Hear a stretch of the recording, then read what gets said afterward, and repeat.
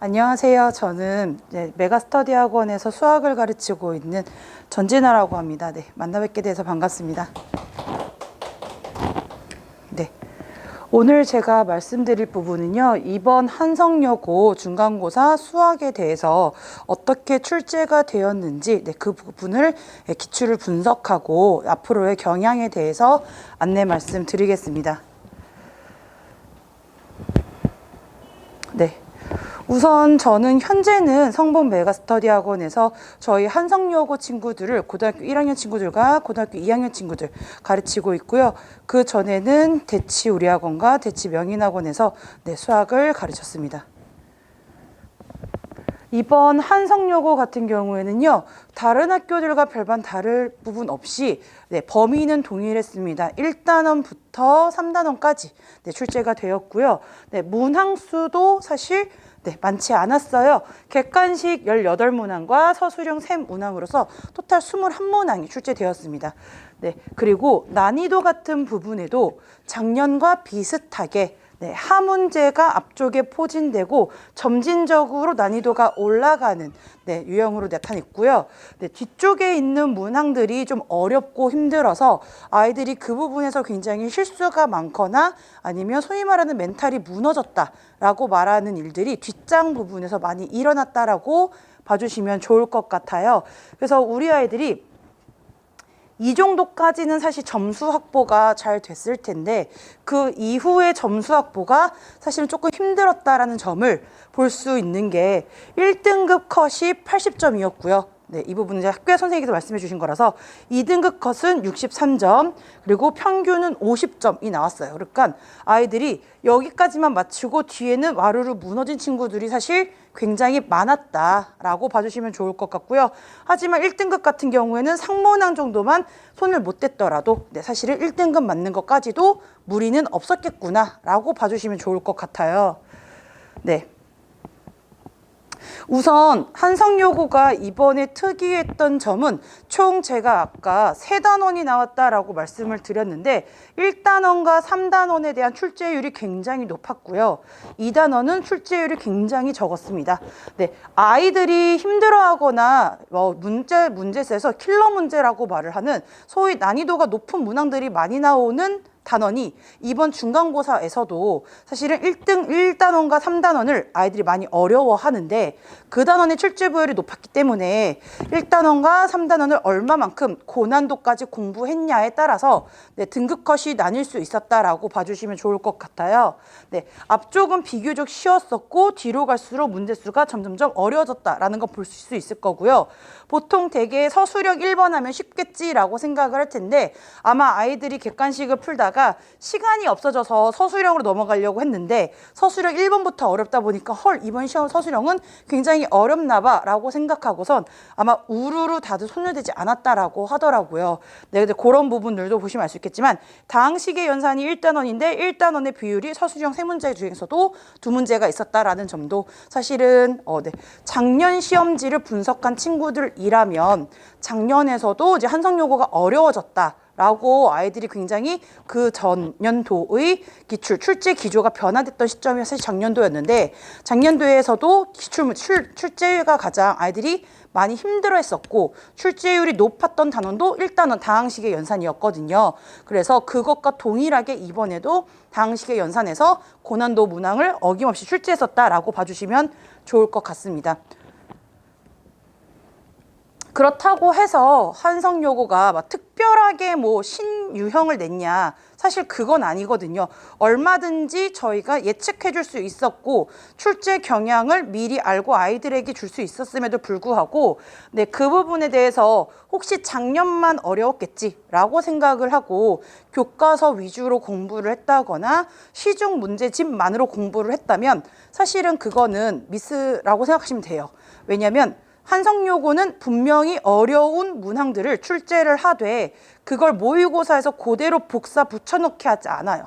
그것들을 변형하고 그리고 전혀 다른 유형처럼 보이게끔 출제를 하는 학교이기 때문에 기존에 있었던 시중 문제집이라던가 모의고사만 여러 차례 푼다라고 해서 좋은 성적을 맞을 수 있는 학교는 아니거든요. 그래서 그런 부분들이 분명하게 준비가 되어져 있어야 되고, 그리고 이미 한성여고는 평균을 50점, 작년도도 이 정도였거든요. 그래서 평균을 50점으로 맞추고 싶어하는 학교다라고 봐도 되기 때문에 어려운 문제를 내겠다라고 선전포고가 되어져 있는 학교라 본인의 실력이 아무래도 뭐 나는 좀 중위권인 것 같아, 나는 하위권인 것 같다 라고 생각이 들더라도 이미 출제 기조는 어려울 거야 라는 게 되어져 있기 때문에 이 어려운 문제들을 최대한 시험 전에 많이 경험하고 그것들에 대해서 익숙함을 갖고 시험장에 가야 적어도 멘탈은 흔들리지 않을 수 있다라는 것을 좀 아이들한테 알려주고 싶어요.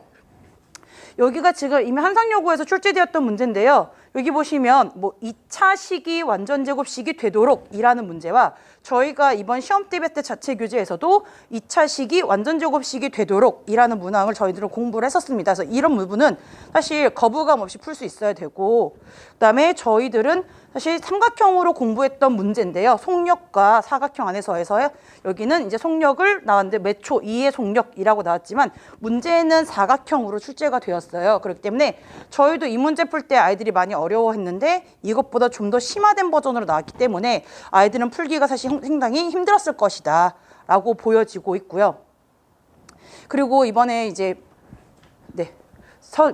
객관식에서도 지금 문제 보시면 fx-gx가 뭐 이런 식으로 되어져 있는데 fx-gx가 이런 식으로 되어져 있다라는 것도 사실은 모의고사 기출이거든요. 모의고사 기출을 변형한 건데 그런 부분들까지도 사실 학교에서 굉장히 지금 잘 내고 있다라는 거. 앞쪽에 있었던 문제들도 사실은 유형별 빈출 문제라고 봐주시면 돼요. 그러니까 한성여고는 단원에서 빈출도 높은 문제들을 사실은 기본 점수를 주려고 출제를 하고 있다라고 봐주시면 되고요. 그 다음에 어려운 문제들은 기존에 마치 많이 노출됐던 문제들을 조금 디벨롭해서 내는 경향이 있구나라고 봐주시면 좋을 것 같아요. 그래서 우리 아이가 만약에 뭐 2등급이 목표다라고 생각을 하신다면 단원별 빈출 유형을 완벽하게 학습해야 되는 거고요. 우리 아이가 1등급이 목표다라고 하면은 기존에 나왔던 모의고사 기출을 토대로 변형 문제들을 학원에서 가르치고 있는지 아니면 우리 아이가 학습하고 있는지 그리고 그 문제들을 보면서도 위축되지 않고 자연스럽게 서술할 능력이 있는지에 대해서 평소에 수준 함량을 길러주시면 좋을 것 같습니다. 네. 여기 보시면요. 여기도 지금 한성여고 중간고사는 다항식에 대해서 뭐 A6, A5, A3, A1, A0의 값을 풀이 과정을 써달라라고 했는데 그 부분이 분수꼴로 되어져 있어서 아이들이 많이 힘들어했고요. 저희 같은 경우는 공부할 때 그냥 A0, A1, A3, A4의 값을 구하여라 라고 해서 기본적으로 자연수를 대입하는 방법을 배웠고 자연수를 대입할 줄 안다면 이 문제도 대입이지 수치대입법으로 이용한 분수를 대입해야지 라고 생각을 할 수 있는가라는 것들을 봐주시면 좋을 것 같아요. 그래서 기존에 충분히 공부했던 문제들이 시험에 나왔다라는 건데 이 부분은 모의고사를 토대로 해서 변형 문제를 한성여고에서 동일하게 내지 않고 바꿔서 내고 있구나라는 것을 봐주시면 좋을 것 같습니다. 그래서 저는 이제 한성여고 같은 경우엔 이미 작년부터 난이도가 높아졌고 그다음에 단원 간의 밸런스는 이미 붕괴됐다.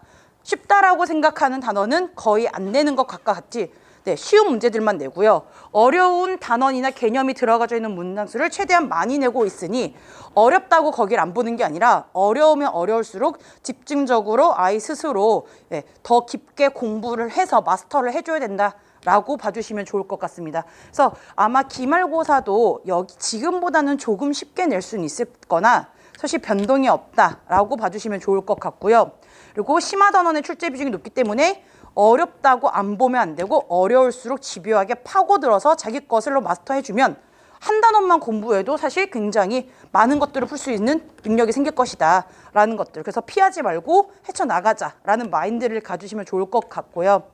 그리고 응용 문제 같은 경우엔 동일하게 나오지 않으니 한 문제집만 여러 번 파고드는 게 아니라 문제를 해결할 수 있는 능력과 함께 그것을 변형한 문제들을 많이 평소에 풀어보자 라는 것들을 길러주시면 좋을 것 같습니다. 그래서 모의고사 기출이 많이 출제가 되니까 그런 부분들을 평소에 공부를 해줘야 된다라는 거죠. 그래서 보통의 아이들이 대다수가 1등급만 맞을 수는 없잖아요. 그래서 얼마든지 하위권에 있는 친구들을 상위권으로 올려와 주는 공부를 해야 되는데, 그럼에 있어서 저희 아이들은 현재 저희가 그레이드를 나눴을 때 B반에 속하는 아이들, 뭐 A반에 속하는 아이들, 이런 것들 구분 없이 사실은 다 같이 넣고요. 같이 넣어져 있는 상태에서 저는 출제 기조에 맞춰서 학습 훈련을 시킵니다. 그 친구가 사실은 어려운 문제를 안 풀어봤기 때문에 경험이 부족해서 시험장에 가서 당황할 수 있거든요. 그래서 난이도와 상관없이 사실은 평소에도 어려운 문제들을 많이 풀리고 노출을 시켜서 자연스럽게 시험장에 가서 쫄지 않고 풀 수 있는 그런 멘탈을 갖고 있어야 되고, 그리고 쉬운 문제 같은 경우엔 정말 하위권 문제밖에 못 맞춰요. 이 친구는 사실은 발전할 수가 없어요. 네, 뭐 50점 맞았으니 다음에는 뭐 60점 맞자, 다음에 70점 맞자, 이거 너무나도 좋지만 그런 것들 하나하나가 저희는 지금 생기부에 저장이 되고 있다. 그것들을 통틀어서 평점이 나오고 그걸로 대학을 가는 거기 때문에 사실 한 1회 시험 하나하나가 너무나도 소중하고 중요하기 때문에 저희는 언제나 적중률 높은 문제들을 아이들에게 훈련시켜서 최대한 좋은 점수를 맞아오자라는 생각으로 지도를 하고 있다. 라고 봐주시면 좋겠습니다. 모든 수업은 저의 자체 교재와 그리고 모의고사를 같이 공부하게 될 거고요. 그리고 매 회차 강의는 녹화가 되기 때문에 아이들이 집이라던가 야자에서도 꾸준히 공부를 할 수 있다는 점, 그리고 저희 아이들은 시험을 보기 전까지 학교 시험 시간과 동일한 시간, 솔직하게 말하면 조금 더 타이트하게 봅니다. 40분 동안 22문제를 푸는 것을 거의 과장 덜어내고 해도 10회 이상 받고요. 그래서 저희 아이들은 시간이 모자랐다라고 말하는 친구들은 거의 없었습니다. 그리고 시험이 어려웠니? 라고 물어봤을 때 아니요, 할만했습니다 라고 말을 했기 때문에 저희 아이들이 평소에 B등급이라고 자기가 이제 중학교 때 뭐 70점대 맞았어요 라고 말하는 친구들도 사실은 해상요구 이번 시험에서도 쫄지 않고 당당하게 잘 풀고 왔다라는 점과 무너짐이 없이 공부할 수 있었던 것도 평소 훈련이 조금 어렵게 되어져 있으면 시험장에 가서 쫄 일은 없고요. 그리고 문제를 풀 때도 최대한 시험 문제와 동일한 유사 난이도로 공부를 했기 때문에 그거에 대한 밸런스가 무너지지 않아서 별반 다를 게 없네, 평소에 공부했던 거랑 이라는 생각으로 차분하게 시험을 볼 수 있다는 점과, 그다음에 저희는 매 시험 볼 때마다 주관식으로 시험을 보고 있다는 점. 그래서 서술형은 3문제밖에 안 나오지만 주관식으로 해야 아이들이 찍고 있는 건지 열심히 태도로 임하고 있는 건지 확인할 수 있고요. 그리고 식을 어떻게 쓰냐에 따라서 이 친구의 사고도 볼 수 있어요. 대수가 강한지 기하가 약한지, 함수를 하고 있는 건지 직관적으로 풀고 있는 건지, 그거에 대해서 아이에 대한 조사가 들어가줘야 저도 아이랑 가르칠 때 조금 더 도움이 되고 그 부분에 대해서 보완할 점과 좀 더 키울 점들을 학생과 그리고 저와 학부모님께서 의논할 수 있기 때문에 웬만하면 주관식으로 시험 보는 것과 이 부분은 학부모님께서 요구만 하시면 제가 카톡으로 시험지를 보내드리고 있으니까 그런 것들까지도 확인해 주시면 아마 좀 마음 편하게 믿고 보내실 수 있지 않을까 싶습니다.